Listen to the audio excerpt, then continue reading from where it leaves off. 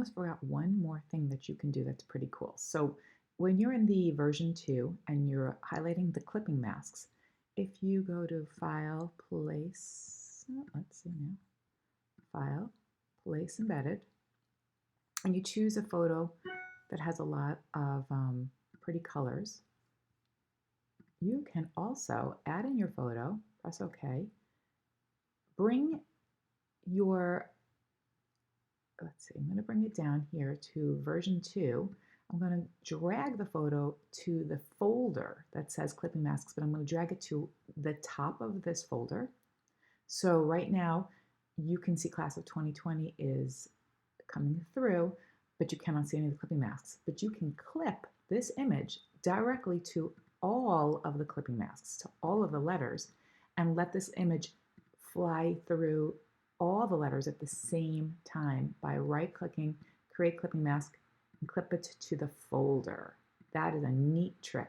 So I'm going to press Command T, and I'm going to now just move this image around a little bit till I think it's in a nice place. That would look pretty.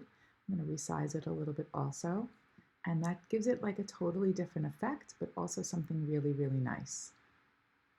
And a different way to offer these to your parents. Just move it around. Sometimes you have to stretch a little bit, or maybe do it twice. So you can stretch. You don't want to stretch.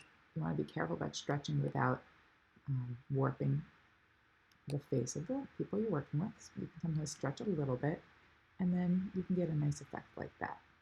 And that's how you would add your photo to the entire, to all the letters at the same time. Give it a totally different effect. All right, and you can also, just in case you wanted to see this, I'm going to grab the class of and the 2020 at the same time. I'm going to hold down the Shift key, grab both of them, and I'm going to pull them into the clipping mask folder. And now your letters are also part of them, and now has become clipping masks too. All right, a couple of little tidbits. Hope you love the template. Thanks. Bye.